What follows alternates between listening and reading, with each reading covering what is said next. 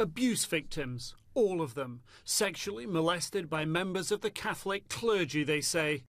But the handful here, all covered by CNN over recent years, are a tiny fraction of the many tens of thousands allegedly abused.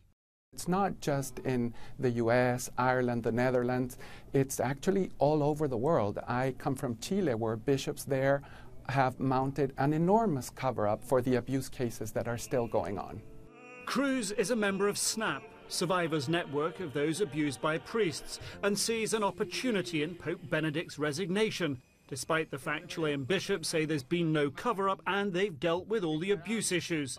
SNAP's 12,000 global members want Pope Benedict put on trial.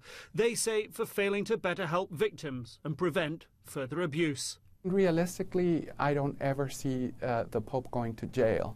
But what I do see in a case like this is to shine the light on the survivors, on everybody who has been abused.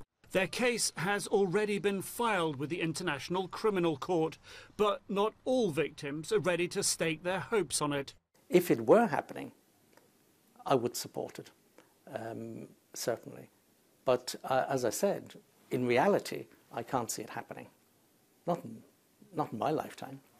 Walsh, who says he was a victim of abuse by Irish clergy, has looked for the good in Pope Benedict.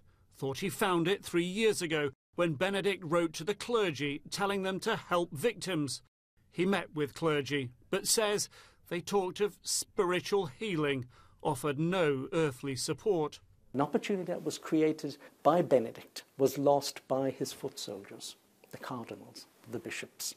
And I regret that very much. Where these victims have consensus is their concerns that it is Benedict's foot soldiers who will choose the next pope. I'm not optimistic, I'm afraid. Why should I be optimistic? One of those guys could easily become the Pope.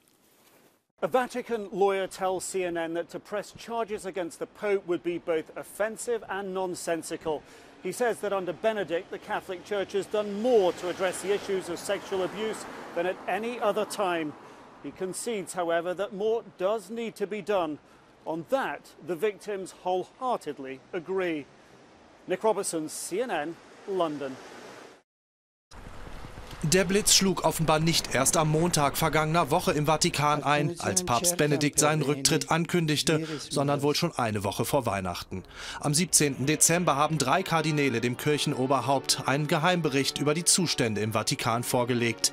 An dem Tag soll der Papst seinen Rücktrittsentschluss endgültig gefasst haben. Denn die 300 Seiten haben es in sich, so die Zeitung La Repubblica. Haufenweise Verstöße gegen das 7. und das 10. Gebot, nicht stehlen, keine Unzucht treiben. Das steht in dem Bericht. Es geht um Orgien, um Sexorgien, homosexuelle Feste innerhalb des Vatikans und außerhalb. Hohe Würdenträger sollen aufgrund ihrer sexuellen Ausrichtung erpressbar sein. Außerdem ist von Schwarzkonten die Rede.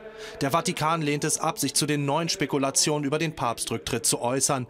Man werde nicht all diesen Rückschlüssen, Fantasien und Meinungen hinterherlaufen, so der Vatikansprecher Federico Lombardi. Am kommenden Donnerstag gibt Benedikt sein Amt auf und wird später in das Vatikankloster Mater Ecclesiae ziehen, das gerade für ihn renoviert wird. Den 300-seitigen Geheimbericht will er vorher seinem Nachfolger persönlich übergeben.